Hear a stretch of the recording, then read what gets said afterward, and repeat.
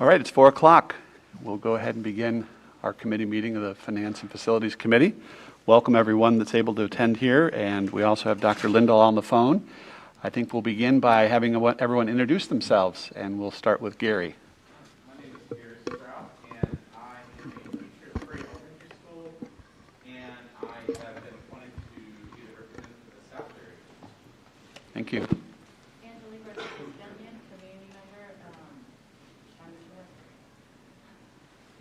Terry Wintering, Executive Assistant to the Superintendent. I'm Clerk of the Board, and I'm also Assistant to the 2 Deputy Superintendents. I am Tyler Clubb, Director of Facilities. Allison Starowski, Budget Manager. Joe Gilhouse, Deputy Superintendent. Michelle Hubbard, Superintendent. Dr. Lindahl, I'll have you go next.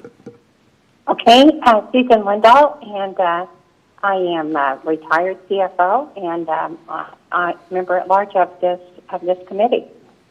Thank you. Brad Stratton, member of the board. Mary Sinclair, also a member of the board. Good afternoon. Rick Atha, Deputy Superintendent. Melissa Rooker, Shawnee Mission East Area Representative to the board. Thank you all for introducing yourselves and being here. We have an agenda full of wonderful updates that as we thought about preparing this agenda, we thought, wait a minute, there's a lot going on. And so we weeded out a little bit and thought these would be the most pertinent and relevant information that the community is looking at, that the administrative team's looking at, and the board's looking at as we have both decisions that have been made as well as fork in the road decisions ahead. And so with that, I'll turn it over to Dr. Hubbard if you'd like to introduce the folks that will be presenting next. Absolutely. So Allison is going to give us just a brief overview of where our enrollment is to date. As you all know, we take an enrollment count on September 20th. So Allison is just going to review that for us. Yes, thank you. So September 20th was our official enrollment count. Unfortunately, it didn't come in at what we were projecting it to be because we were still, of course, in our lovely pandemic. Turn your mic on. Am I not on? Can you hear me now? No. That's it, though. Hello? Okay, sorry about that. Great, there you go. Okay, so yes, September 20th was our official enrollment count. Our numbers came in at 26,534 students, which was less than we were projecting at 27,122. Of course, we're still in the pandemic, and that really affected our numbers this year. Mostly in the kindergarten area is where we saw the most decline from our projections. We're seeing that we were anticipating that kindergarten was actually going to have a larger class this year since kindergarten was a lower class last year. We were thinking it would be kind of a bumper year, but we're seeing that some students may have chosen to stay at home for another year to delay kindergarten. But we are up a little bit from last year of 26,112 students, so we did see an increase, but we have not rebounded to the 2019-20 school year. Yeah. You guys have any questions about enrollment? Just one question, that would be, how does a parent let us know or decide if they're deferring a kindergartner? There really is no obligation to tell us if they're going to or not. It's really very difficult to predict kindergarten numbers. We've done some enrollment studies, and historically our projections, we were just talking about that before the meeting started, historically our projections are really good and pretty on target and give us a great projection to budget adequately.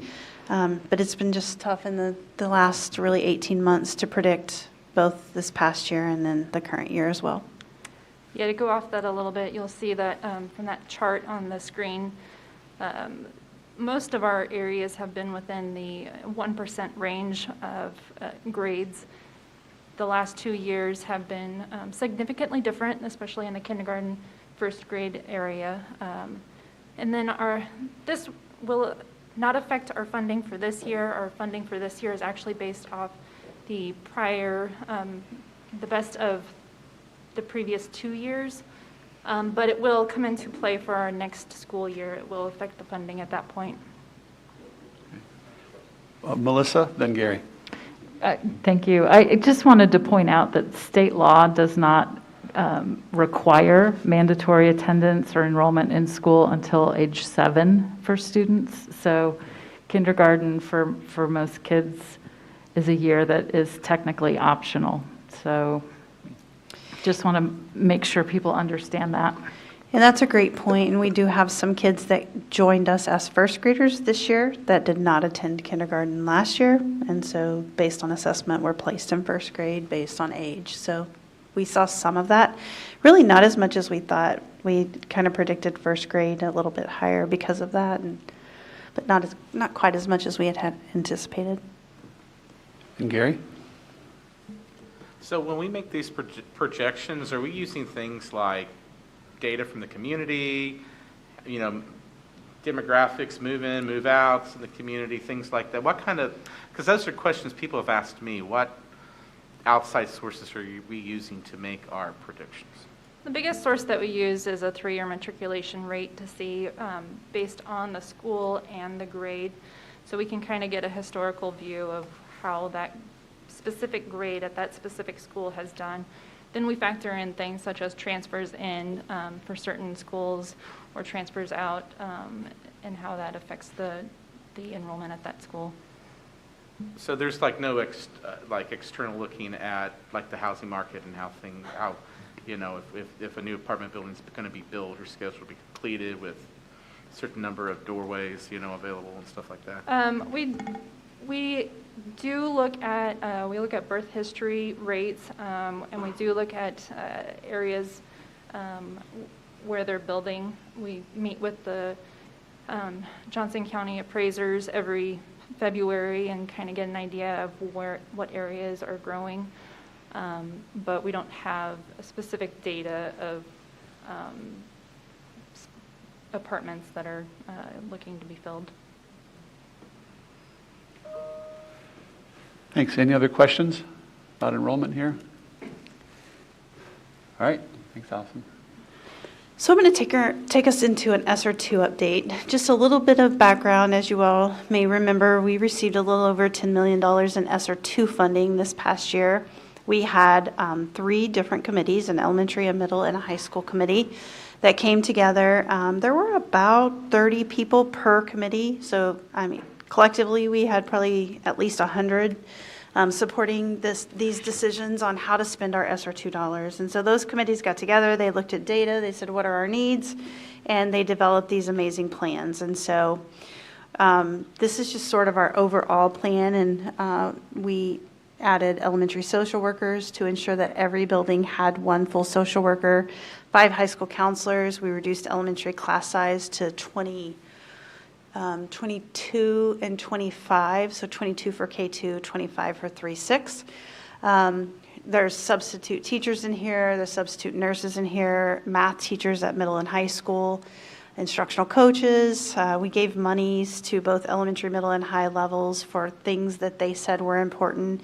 In some cases, that's software, sometimes that's tutoring money, it just depends on the level. We had originally accounted for indoor air quality that later changed to a retention bonus for our staff, and then minimal technology needs. So that was our plan for ESSER 2 as we speak, and that is in play right now. So just kind of give you an idea of where we are. The elementary was given that $675,000, and they have $125,000 roughly remaining. And of that, the major purchases for elementary have been around IXL Reading and Math, which is a support software for reading and math at the elementary level. And then all 3 levels will be supporting a PLC Institute for our entire staff for this coming summer. So we're really excited about that and plan to share more information with our board at the November board meeting, where they'll get the details of that, and staff will start seeing how to register and enroll for that this summer. I believe it's June 7, 8, and 9.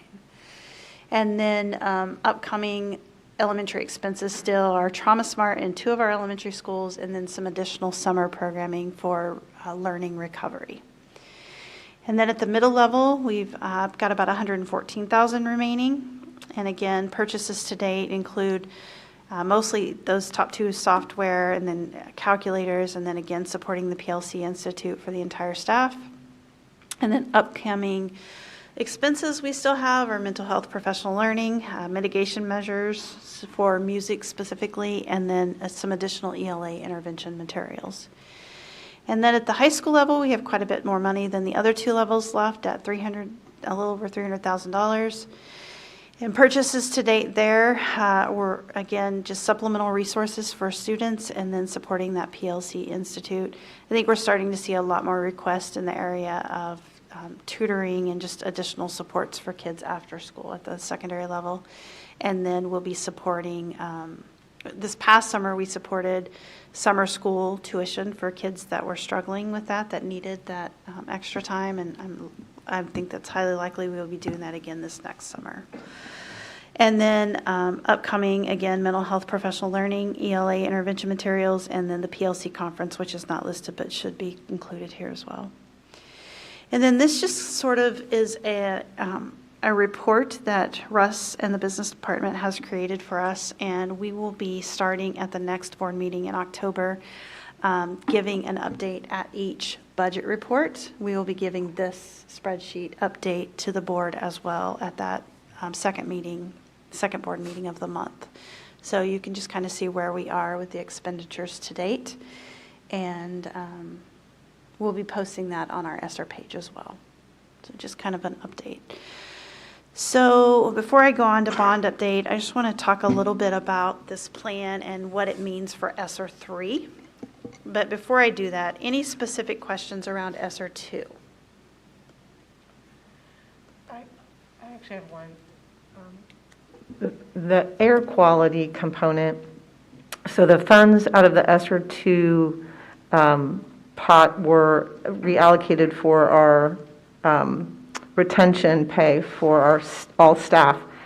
So that air quality goal of continuing to update and maintain a level of air quality that keeps kids and staff healthy in school, that got shifted to bond capital outlay expenses. So it's still in our agenda, but from a different funding source. Is that correct? Absolutely. Okay. Thank Yes. you. So the plan, we have to submit our ESSER 3 application here soon. We asked for an extension, so we're really just starting. Russ and I had our first conversation about what that looks like, but we need a lot of public input for ESSER 3. But as you can tell with this plan, a lot of these things, the intent from the original CARES committee, ESSER committees, would be to continue these. So obviously we don't want to have social workers in for 1 year. We're still in the middle of a pandemic. The plan would be to continue most of those positions, if not all, through the ESSER 3 dollars. So we received a little over, Allison help me, 23 million on ESSER 3. And so the plan would be to split that out for 2 years. So for the 22-23 school year and then the 23-24 school year, with about a little over 10 million in each year, which would be very similar to this plan. So there will be some discretionary funds in ESSER 3, especially as you talk about like the retention payment, the $675 to elementary, middle, and high. We don't know that we would be giving all of that again in the ESSER 3. So we're planning on sort of developing a draft plan and then putting it out likely to this committee for some feedback, as well as our building site councils, building leadership teams, student advisory groups, potentially a thought exchange so that we get input from literally everybody, because there are so many categories we have to hit for feedback in ESSER 3. So that's kind of where we are right now with ESSER 3. So coming soon, in the next really 2 months, we'll be finalizing that ESSER 3 and submitting our plan to the state. So I'd be glad to answer any questions you have about ESSER 3. Questions? Yes, Melissa. More of a comment and a thank you. I appreciate the transparency the district is is using in tracking and reporting, not just the plans when they're developed, but the spend down as it happens. I think that there can be confusion about the timeline for spending money once you adopt the plan. So this is very helpful to see. Thank you. Thank you. Other questions? I just had a comment when, so you're saying in a few weeks or another month, maybe the plan for the ESSER 3 would be ready. At that time, I would just ask, because of the holidays and things, parents really start looking at their when days off letters from the schools, maybe and tying that with them and letting them know. Because with the holidays, people get kind of, either anxious or really relaxed about their kids being home. So really for some of the communities that we know that probably don't look at those or take the surveys or give their input, to really try to reach out. And even with the PTAs and things like that too, that are still able to meet at least virtually or send out their newsletters through their member hub. Perfect, thank you.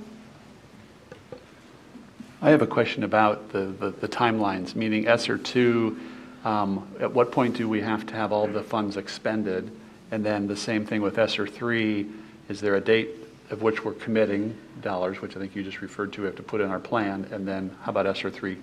Just ballpark, like the end of this year, the end of next year. So I was just on a call this afternoon. ESSER 3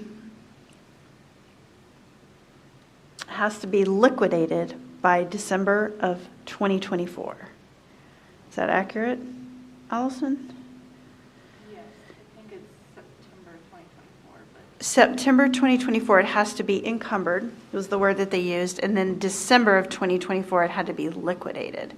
So I know Russ and I were talking about the positions in that 23, 24 and what that looks like. So we're going to figure that out. And as far as ESSER 2, Rick, you might know this one. No. Is it? I think it's 12/23. I think it's 2023. Melissa. And then, so September of 23, it has to be encumbered. December 23, it has to be liquidated.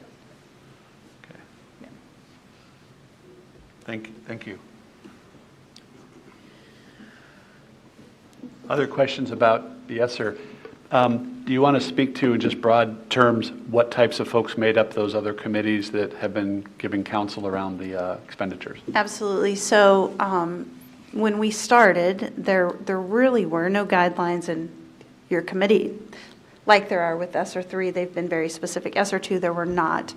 And honestly, of all the people that we've talked to, I feel like Shawnee Mission did a really nice job with this, because most people had no committee and just did it. And so we had the 3 committees, elementary, middle, and high, and then so elementary committee, the piece that I feel like was really missing are parents and students, but we had a large number of staff that included certified, classified, special staff members, social emotional piece, so social workers on there. So we had, on that committee, we had an elementary math team, an ELA team, and other team. So it could have been social studies, it could have been a lot of things. Then we had a social emotional team. So there were 4 teams within that elementary, and the same for middle, and the same for high.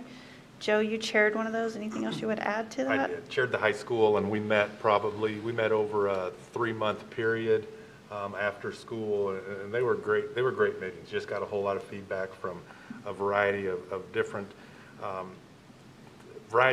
jobs, and they really made you think. And so the feedback I got from, as well as the elementary and middle, is that they went very, very well. Thank you. And yes, Melissa. Would you be interested in if I share what the process is once the district decides? Because that isn't the end of it. So Sure, you go through all of that feedback, you get your board to adopt the plan, and then the district has to submit the plan to the state. The State Department of Education has created a commissioner's task force for ESSER and EANS being a private school stream of federal pandemic relief funds. There is a review process to ensure compliance with the federal allowable use guidelines. And so it's not a review of the amount of money, it is a review for compliance purposes, to ensure that no district is choosing to use the funds for things that are at odds with the federal guidelines, because there is a clawback clause if the feds audit and determine that there is something inappropriate that has been acquired with those funds, you would have to pay it back. So we want to make sure no district in the state deals with that. So the Commissioners Task Force receives a slate of recommendations. It's just a rolling basis as they come in within the time frame. They will make recommendations to the state board, and every month since ESSER spending began, the state board has been approving those slates of district plans. So you guys passed with no trouble when ESSER 2 was needing to be approved, and I would expect, given the process you've outlined, it will go smoothly. I would also add that a large part of ESSER 3 should be dedicated to learning recovery. And I think if you look at our plan, the majority of our plan is learning recovery. So I was really proud of our teams for that. Great. Thank you. That was helpful. Thank you for that, yeah. Anyone else around the ESSER allocations? All right, thank you. Move on to bond. I'm going to turn it to Joe and Tyler for a bond update. Go ahead, Tyler. Okay. So this first slide it's a living document. I think a lot of the information where I want you to focus on is what's going to be in the purple and the dark blue timeline. It's just our start dates. That's the information we have where we can project, going through the design phase and coming up with plans and ideas, not only just on the elementaries, but on our remodel locations of the high schools and middle schools. So it allows us to find the projects, give us a good design phase timeline, and come up with a projected end date. But just note that it is projected and is tentative, and this will live through the course of the bond. And it's available on our website? It is. It is on our website. So this first one is the 2021. These are the projects I just talked about on that purple column on our projected timeline or our Gantt chart. But these are the projects that have a board motion, have a PO, the jobs are underway, everything that we have going on in 2021, and it's at this point, it's at $114 million of bond work underway. So one of the big ones is Westwood View Elementary, and just a reminder, it's a 68,000 square foot elementary. Hollis and Miller, Newkirk, Novak Hollis and Miller are the architects, Newkirk, Novak are the construction managers. And just a snapshot, we have a nice aerial view of the layout of the new building, and it shows, we do have the footings, the piers, our stem walls, concrete, the slab-on grades, and underground MEP, which is mechanical, electrical, and plumbing piping. Is all in progress at the new location. And on both of these projects, you'll see it on the next one, but it's a bi-monthly report from Newkirk Novak to our team, and this shows in a 2-week period what the highlights are there at that location. And to touch on what you said earlier, Dr. Hubbard, that this is also on our website. So you can find most of these documents as we go through on the bond page.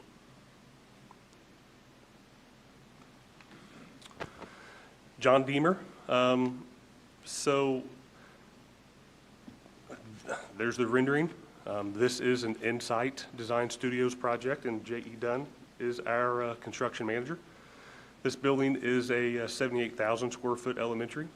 As you can see on the bottom right picture, the site work and grading, the old Deemers is gone. We've got a lot of grade work site, the pad's ready, and the slab on grades, it's in progress. So footings, underground, MEP, all it's going on as we speak. And this is their snapshot.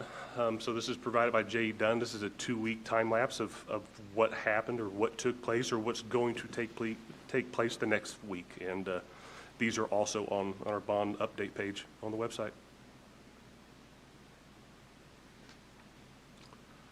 Pawnee. So this is our third elementary for this bond package.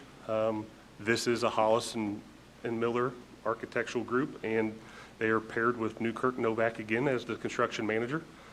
Right now, the drawings, it's around 76,000 square feet for this building. Exciting times for Pawnee and on this building, because the bids end of October, 1st of November, they're going to hit the streets and they're going to be out. But before we do that, it is scheduled for this upcoming board meeting on the 25th.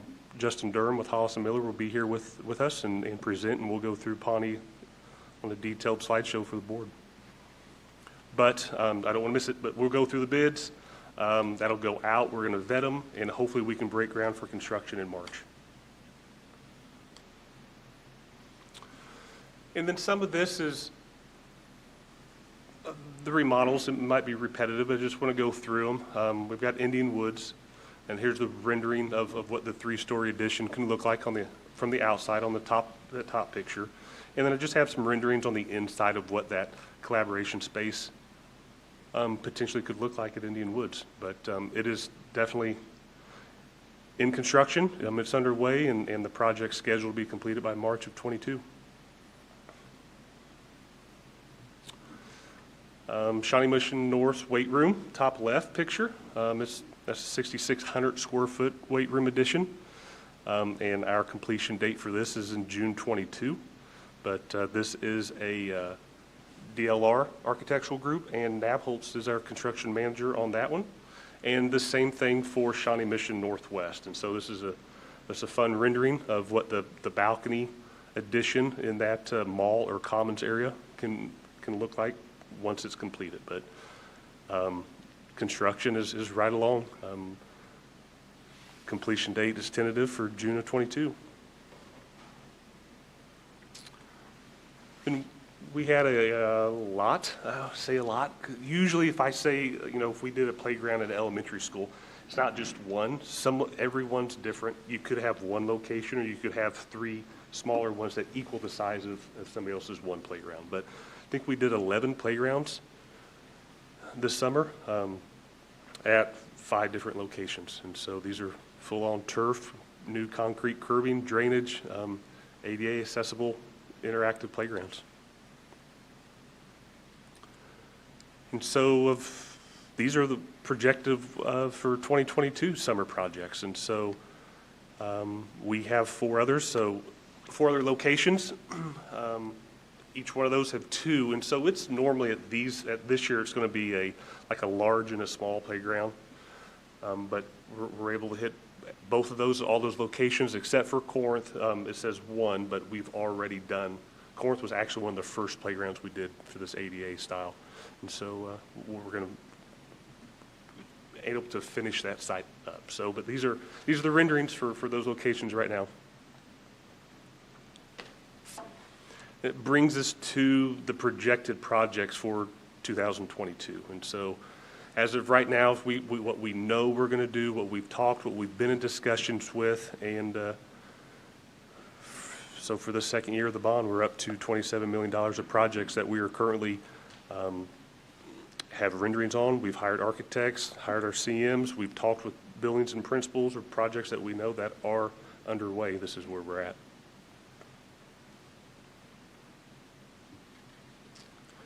And speaking of those projects underway, leads us to this. And so we have a Shawnee Mission East this year, Horizons, Westridge, and Early Ed Center. So just want to touch base and let everybody know. So for East, we have Insight as the architects. Newkirk will be the construction managers.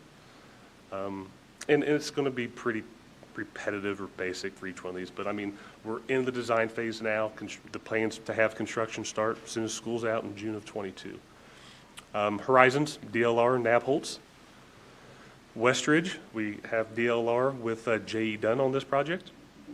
And the Early Ed Center, which is the old Broadmoor building where they're at.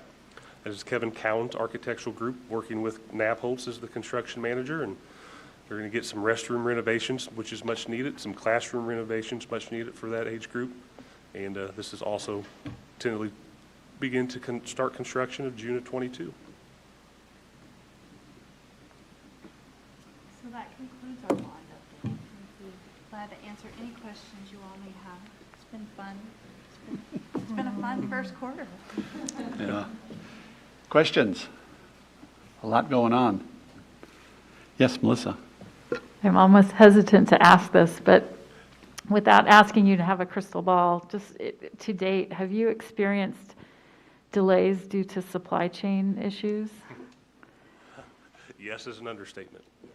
But it's do we know where we're at now with them and what usually is?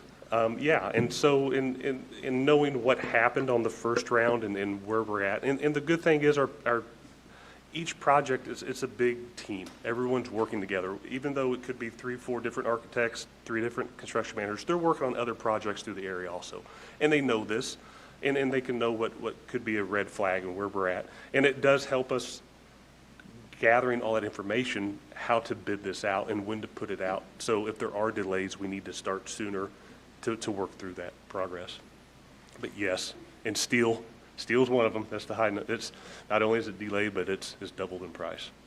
And Pawnee's probably the perfect example. We would have probably already had Pawnee out of the ground, but it was just one of those. The other two, we were struggling with the 2 elementary schools we had, especially in steel, the worst. Yep. Right. Steel and roofing right now. Fasteners. Yep. And the prices, you talk about the supplies, but the prices is probably equally as big a challenge right now, making sure we come in at budget, so. Can I add to that one about staffing? What do we see in the way of all of these teams being able to stay fully staffed? And I'm going to layer in a question, and that is there opportunities for our students in any of our programs to be on the fringes of this to actually see it as a learning opportunity too?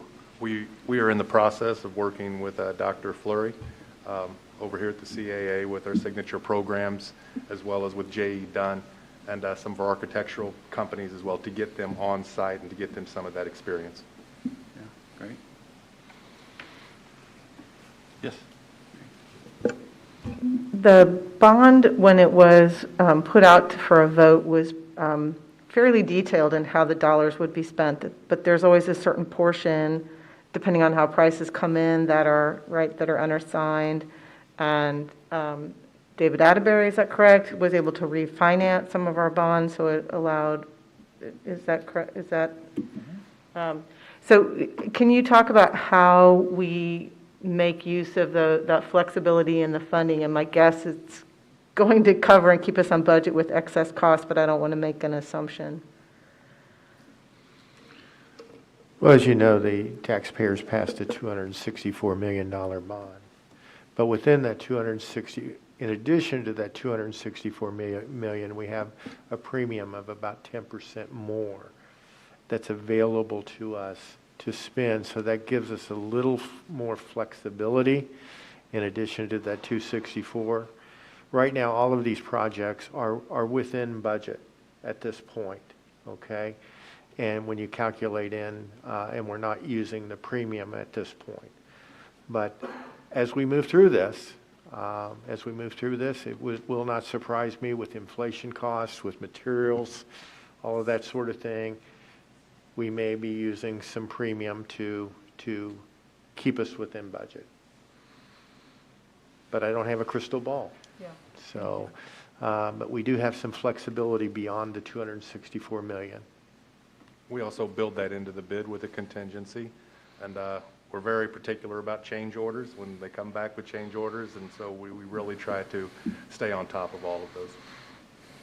And with our construction managers, when we put things out to bid, we're really looking at getting every job covered with 3, 4, 5, 6 vendors so that we're getting competitive bids, so that we're being very thrifty with the taxpayers' money, so that we're getting the best prices out there.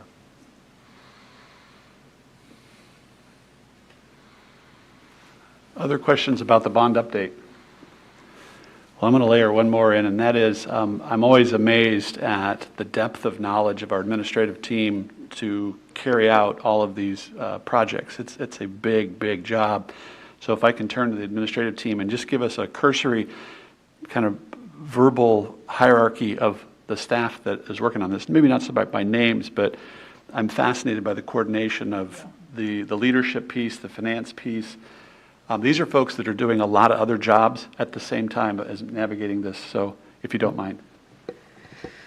So I'll let Joe and Tyler add to this, but I think the other really big piece that we haven't talked a lot about is that leadership and learning team in regards to curriculum and ensuring that all these projects are around learning, right? So we want the teams that are working with learning on a regular basis to be part of those conversations. So principals are part of those conversations, library and media specialists, when we're talking about those specific.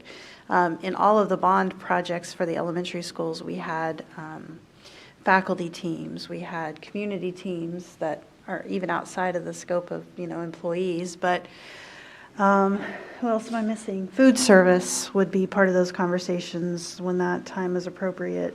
Safety and security, Mark Schmidt's team, IT definitely contributing to conversation. So some of those team meetings, you'll see 30 people in a room having conversations about what's next and supplies.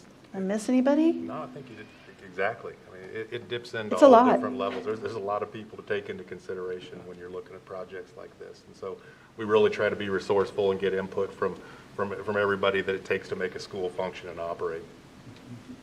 I'd also like to add in that the facilities department, Tyler and his team, work in tandem with the business office and purchasing to make sure that we're dotting our I's and crossing our T's, that we're working together within these budgets, if you will.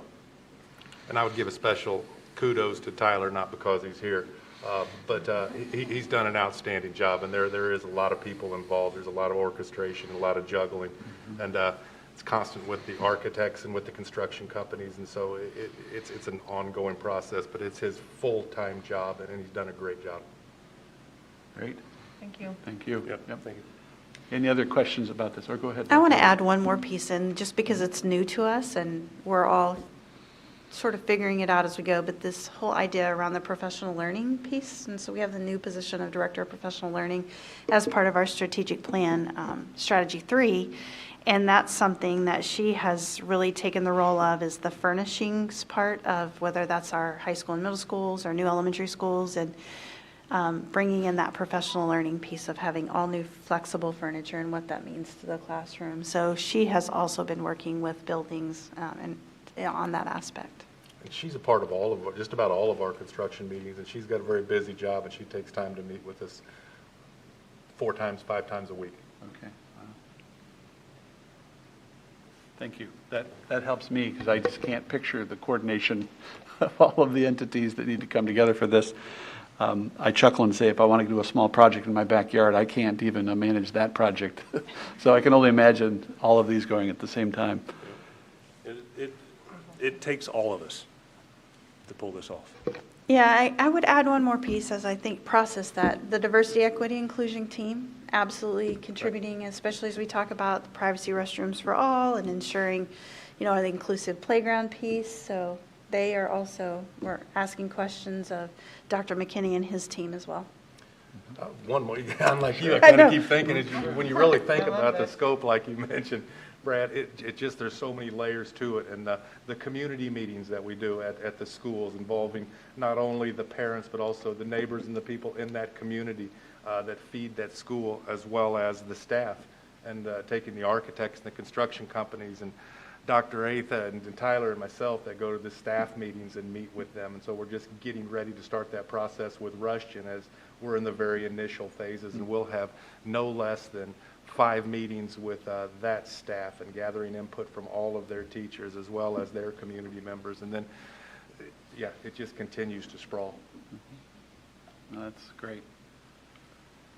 Go ahead. I was just thinking too about the work that the leadership across the district is doing in folding in kind of some of our previous projects and some of the bigger ones, how much this building right here has been used and continues to grow and to be enhanced, and enriching the student learning process, as well as just being available to the administration and the community. But also thinking about the aquatic center, I think that has become part of a community fold, and we're bringing in events as well as making it available to our students. And we have the record boards up for the students reflecting the Shawnee mission voice and presence in there. And there's a champs that we just won a bid for, correct? That's kind of a big deal in the swimming world, so, and good for our community. So it's not only all the new facilities, but just, around the bond, but even just thinking about the past work of the bonds and continuing to weave that into the learning and community experiences.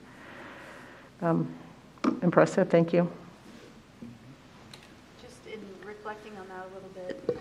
I'm just going to share this because it was so awesome this week, but the urban farm in the back has really just started to take off, I feel like, now that the greenhouse is up and the planting. And this week we had several classrooms of first graders out there, and you could just hear them. Like from my office, I could hear them. It was really cool. And apparently many of them have never ridden a school bus because they walk to school. They're in a neighborhood school, and so they were so excited to be able to get on a school bus and come over and spend the afternoon. And so you're really starting to see that area have so many kids in the space. It's great. Thank you. Anyone else with questions, thoughts, observations about this bond update? Thank you for keeping the website up to date so we can see the progress. It's fun to be able to celebrate it and be able to find that information so handily. So thank you for that too. I think we'd be remiss if we didn't mention David Smith and the communications team, because they do keep that website up to date and helping get this information out in a timely manner. So always can think of one more. It takes a village. Yeah, it really does.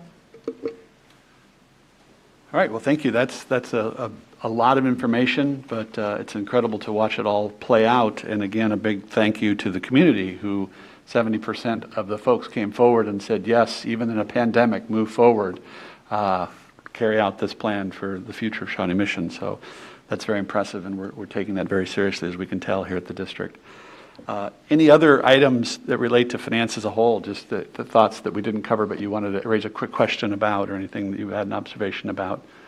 I know that's really sweepingly broad, but...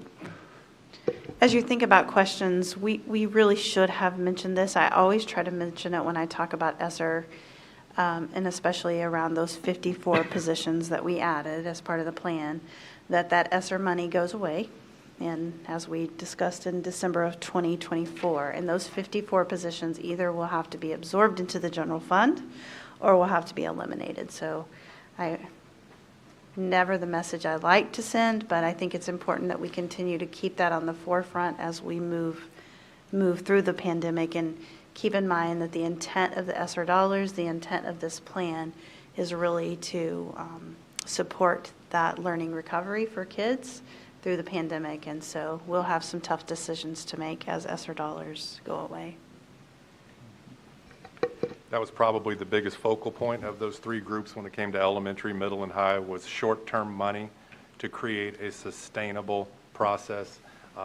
First thing people look to are positions, but that's not sustainable. And it looks good right now, but it's certainly going to be a challenge in 2-3 years. And so we're aware of that, but their focus was on the learning recovery and those sustainable programs that we could keep well beyond the ESSER money. Yes, go ahead. Dr. Hubbard, could you talk about the state funding, though, that is been dedicated to restoring the secondary positions so that our secondary teachers have a course load of 5 out of 7 and have an additional prep or collaborative time? That's separate from what we're talking about with ESSER. There might be some confusion about this. That is built into our budget and has planned for. So yes, as part of the strategic plan, strategy 2, there was an effort to return middle and high school teachers to teaching 5 out of 7 classes versus the 6 that they have been teaching. And yes, as part of a long planning process, that money is coming from the general fund, And we were able to do that by moving some of our custodial staff and maintenance to capital outlay. And so, yes, that is completely separate monies than the esser and the 54 positions that you see on the board. Thank you for that. You bet. I want to make sure and recognize Susan Lindahl on the phone. Any questions as well? No, I appreciate the updates, and I especially appreciate the tie back to the strategic plan on each of these. I'd like to go back just for a moment and ask about the plan that we might have for the delay. I know that was addressed, the delay in construction and the additional cost of materials, and I know we have contingency, but you must be also developing a plan beyond that. So I think that's where the premium dollars would come in if we find ourselves over budget on projects. Overall, I feel like while there have been times where we're like, oh my goodness, how is this ever going to come in at or under budget? I feel like we've done a fairly good job with that. Tyler, you want to address that? Are you concerned about that moving forward? Yeah, I mean, there's always that concern moving forward, and when you get the initial projected cost of the larger projects. And can you absorb one or two? Yes. Can you absorb this escalation as it's moving on now over the long term of the bond? No, and not to stay within the numbers. And so that is where that interest rate comes in. But some of the projection numbers that we're talking about behind the closed doors, right? When trying to budget for these, it's quarter one last year was a 10% increase. Quarter two was a 10% increase, and so overall, where does that put us? And if this happens for 3 and 4, then that's not enough for contingency to cover. And so you have to, with a good team, you start from the very beginning on how can you. Where can we start at so we can still finish at the same spot that we want it to? And Is it fair and accurate to say that's why we front-loaded so much work? yes, Okay. that's exactly right. Okay, I appreciate that. I just wanted to put that out there so that we're all very realistic about where we stand, and certainly I want to applaud the work that's been done and state that we're not alone. We're facing something that every other organization, business is facing with escalating costs and delays in delivery of materials, so availability of materials. So again, thank you for the work that you're doing, and I just want to be sure that we keep that, out in the forefront, because I certainly think we'll see it again here at our Budget and Finance Committee. Dr. Sinclair? I just thought of another question. Is there any update on the work that has been done in the context of the LEED certification for the 5 buildings? So that is something new to, It is, and we are on pace to be certified in all of our new buildings with regards to LEED certification. Has that been a significant additional, can you talk about the process at all in terms of, has it impacted the work? Has it been aligned pretty closely with what we've been doing in the past, or any thoughts about pursuing LEED certification? It has been more expensive. But I don't have those exact numbers. We have the LEED meetings before the construction meetings, so we can certainly gather that information and find some more specifics with you with regards to the finances on it. But we are on chart to be, within the LEED certification for all of our buildings. And has it led to different kinds of materials or processes and that kind of thing as well? It has. It has, but I think it should be noted that in our previous bond that we had in 2014, we were building those buildings with the intent of being LEED certified, even though we didn't actually go out and get the documentation to be LEED certified. And in the future, we'll be able to compare these buildings, these 5 rebuilds, with those 6 and see if there's a difference. But I think, as Dr. Gilhouse said, the goal here is to be LEED certified, not necessarily beyond that, but LEED certified. and that's what we're doing, and I believe we're on track. Every one of these rebuilds will also have FEMA shelters, be FEMA certified in those areas. And looking at the point values that we're achieving now, as Dr. Yalow said, we're on track to be certified. Thank you. Anyone else? Well, as we wrap up, a couple of quick things. There's the upcoming meetings are listed at the bottom of the agenda, February 17th of next year, which is coming very quick all of a sudden. Last time we did talk about doing tours, and then we had variant spikes and other things, so we'll see if we can tee that up as we move into the coming months to see about visiting these projects, when would be a better time for us as a committee to be able to do that. So we'll continue to look to do that. But we're set for next February 17th. Anything else? Yes, Melissa. Just a question. If the ESSER 3 planning timeline closes prior to February, would we just exchange emails to offer input or an email for this committee to be part of the thought exchange? How do you envision our role in helping give input to that plan? I was actually just processing that, as I thought February is probably going to be too late for us to do that. So I think we can do it several different ways. We're still kind of working on thinking about what that looks like, but I'm going to answer with I don't know. Stay tuned. How's that? But we'll figure out a way to get input from you all, because I think it's very important for this committee to have that input. And it may even be that we need to schedule an impromptu that would be quick. But we'll definitely want this committee to weigh in on the ESSER 3 plan. Thank you. Anyone else? With that, we are adjourned. Thank you for your time today. Thanks, everybody. Thank you.